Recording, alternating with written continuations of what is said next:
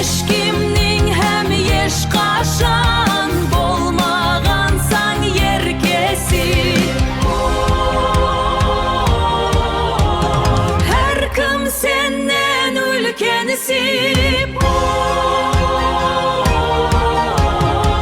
Күжірейтер еңсесін.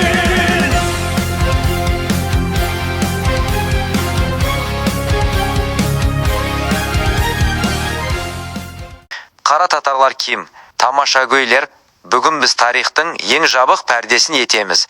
Шыңғыс қаған кім болған? Оның халқын неге қара татарлар ямаса монголлар деп атаған? Бүгін біз тек мектеп кітапларындағы сөзлерге емес, ал шежіреге, археология, лингвистика, генетика текарланған сөйлесеміз. Бір генетикалық діңгек, екі стар кластер бізге ұзақ Шыңғысхан монгол болған деп үйретті. Бірақ генетикаға қарайтұғын болсақ, ол басқа нәрсені айтып тұр.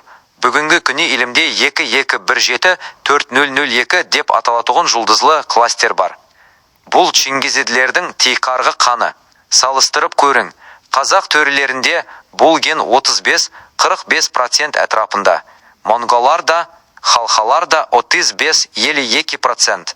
Ал енді Қарақалпақ арысларына қараң, Қоңырат, Қият, Бөгежін кәлеген бұл ген 68% пенен 85% аралығында. Бұл дүниядағы ең жоғарғы көрсеткіш. Бұл дегені Қарақалпақ арыслары бұл империяның жай ғана бір шақасы емес, оның сақланып қалған тамыры негізгі діңгегі, яғни стволы болып есапланады. 2. Калеген Күлқан жасырын мирас. Шыңғыс қағанның 5-ші ұлы Калегеннің Күлқанның тарихына итбар берің. Басқа шақалар, яғни жошы, шағатай басқалар төре болып бөлініп кеткенде, тек Калеген шақасы өз халқының ішінде қатардағы болып сақланып қалды. Бүгінгі Қарақалпақ қазақ коллегенлері бұл төре аристократиясы емес, бұл сол қағанның қанның тірі архиві. 3. Тіл лингвистика этноним. Сіз нерун сөзінің мағынасын білесіз бе? Монгол тілінде бұл омыртқа арқа ямаса руылық линия деп түсіндіріледі.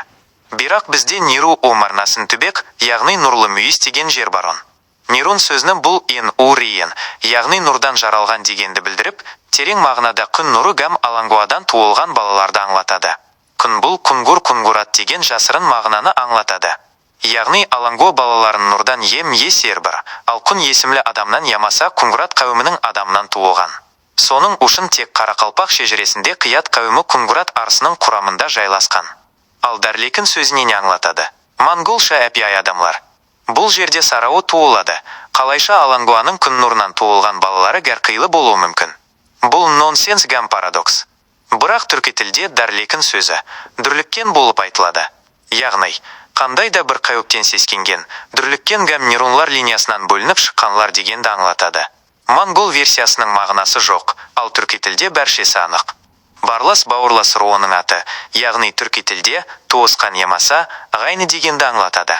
Бұл ашқарақ ямаса обжора ем-есе бізге солай түсіндіріп жүр. Улы Әмира Темур ұс руының асауып жүр. Руодан шыққан. Ол біздердің Маңғыт арысы, Асмаңғыт тайпасының ішіндегі аннаскам қоралас уруларменен туысқан барластан шыққан. Бұл атамалардың ғақиқи сакрал мағынасы моңғол тілінде, ем-есе тек Қарақалпақ түркі тілінде ашылады. Себебі барлас терминінің моңғол тілінде мағынасы да, тікелей аудармасы да жоқ. Темуджин бұл теміршін, яғни темір ямасап балады. Джучи бұл жолшы, яғни жолда бала. Боржеген бұл бөрі жеген емес, бұл бөгежін, яғни ямаса. 4. Жер территориясы, топонимика. Қарақалпақстандағы қалалардың Қият, Нөкіс, Қоңырат, Маңғыт сияқлы атлары менен байланыслы, ол жерлерде монголлардың болмағаны Шыңғысханның түркі болғанын дәлелдейді. Современные монголы хотят быть наследниками Чингисхана. Они просто обязаны признать себя тюрками. Иначе они смешны, отрицая самый полный и достоверный документ, написанный самим Чингизидом. Қара татарлар, қарақалпақлар, тарихта қара татарлар деп аталған халық бұл біздердің тікелей бабаларымыз. Олар Қараөзімнен, яғни Хорезмнен шығып, Днепр бойына шекен барып, қара клобуклар, яғни қара қалпақлылар деген атпенен цивилизацияның қалқаны болды. Киевке, яғни Қиобаға ат қойғанда, оны қорғағанда осы Қият қарақалпақлар болған. Бұл қарақалпақ халқы бабаларының тек шығыс Европада қалдырған ізі ғана. Ал негізінде бабаларымыздың аяқ басқан жерлері дүнияның 4 тәрепінен де шығып атыр. Мысалы, Әйемге Египет, Ғырақ Ирақ, Кавказ, Альман, Германия, Шынмашын, Китай, Чайна, Шынжан, Синьцзян, Индия, Америка басқа да жерлер. Ноосфералық миссия, солай етіп қара татарлар кімлер? Бұл ДНК-сы таза сақланған, шежіресі жойтылмаған, қағанның көтерген қарақалпақ арыслары. Біз тарихтың арнайы пәрде астында қалдырылған туран иелеріміз. Бүгінгі лекциямыздың ең басты мақсаты өзлігімізді, яғни идентичності, оны осы дүние жүзіне есапланады. Жошы хан, казах и точка. Армысыз. Легенда ватикановских мудрецов о монгольской теории происхождения Чингисхана скоро умрет на наших глазах. Аллах бюрса, ибо наша религия учит любить только правду и справедливость. Этот рассказ, текст написал Нуржан Тойшы. Всем мира и добра. Ты никогда и не перед кем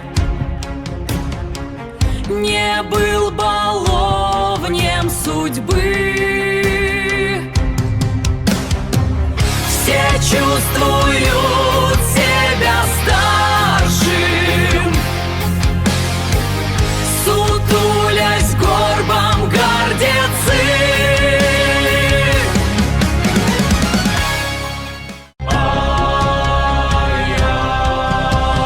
From the iron heart of the steppes he came, Genghis Khan, they speak his name. Through our blood his legacy ignites. Caracal Pack, stand and claim your